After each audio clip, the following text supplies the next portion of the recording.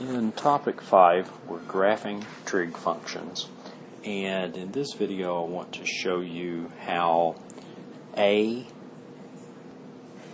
B, C, and D affect how you go about generating the points that you use for the graph.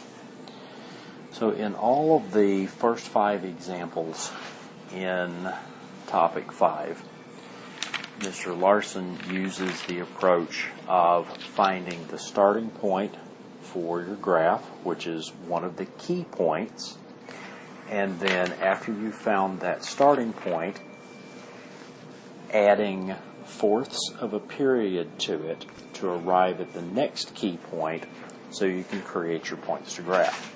So I will illustrate how that works. So first, let's find A, or the amplitude for this graph. Well, that's 3. We just pull that right off whatever is multiplied by the sine or cosine function. B is whatever is multiplied by x. So in this case, that's pi over 2. C is used to determine the phase shift, and in this case, it's a negative pi over 2. It's negative because the general form of the equation is bx minus c. So since that's a plus sign, that means that c is negative. And finally, d is negative 2. Now, from b, we need to find the period. The period is given as 2 pi over b. So 2 pi divided by pi over 2 is 2 pi times 2 over pi. The pi's cancel and we wind up with a period of 4. So now we have our amplitude, our vertical shift, which is d, and our period, and we have C that we can use to find the phase shift.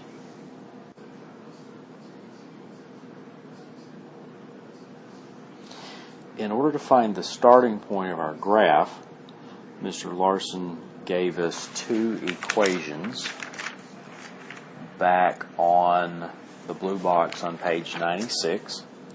We want to solve bx minus c is equal to 0.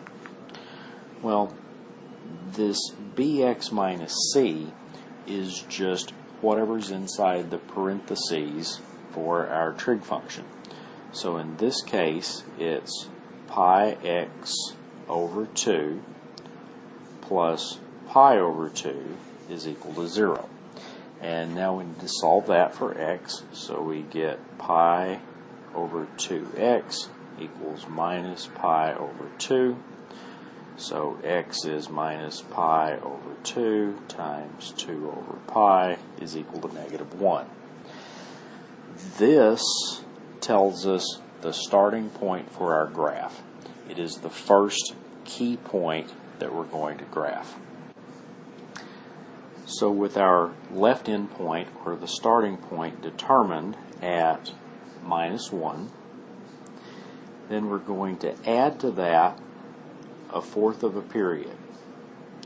We always solve for the left endpoint and then add fourths of a period.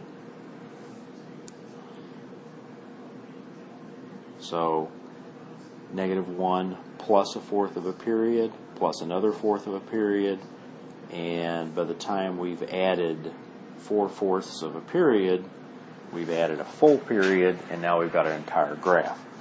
So this is a key point. This will be the next key point. Since our period is 4, we're going to add 1, so negative 1 plus 1 is 0. Fourth of a period plus 1, 0 plus 1 is 1. Fourth of a period is 1, so 1 plus 1 is 2. And another fourth of a period is 1. 2 plus 1 is 3. Now, we're not ready to really graph anything yet, but at least we know what our key points are. Now, these key points relate to our unit circle.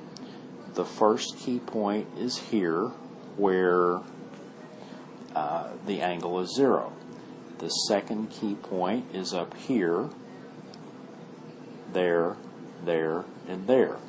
So since this is cosine, the value of the function cosine of whatever's inside the parentheses is going to be 1 here, because we're talking about that key point.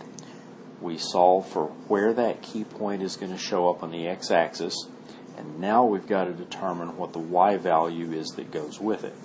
So if we start to look at a graph, we need something that looks like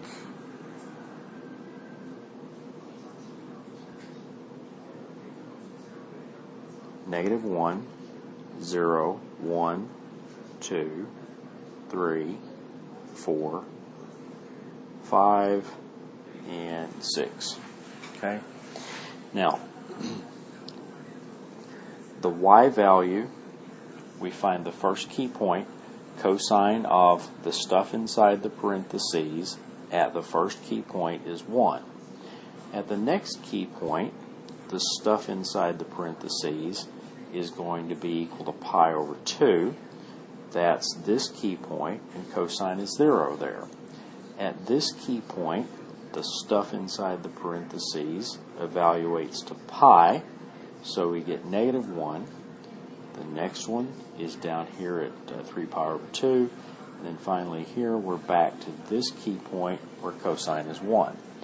These are not the values we graph. This is what the cosine of the stuff inside the parentheses evaluates to. Now we need to multiply by the amplitude.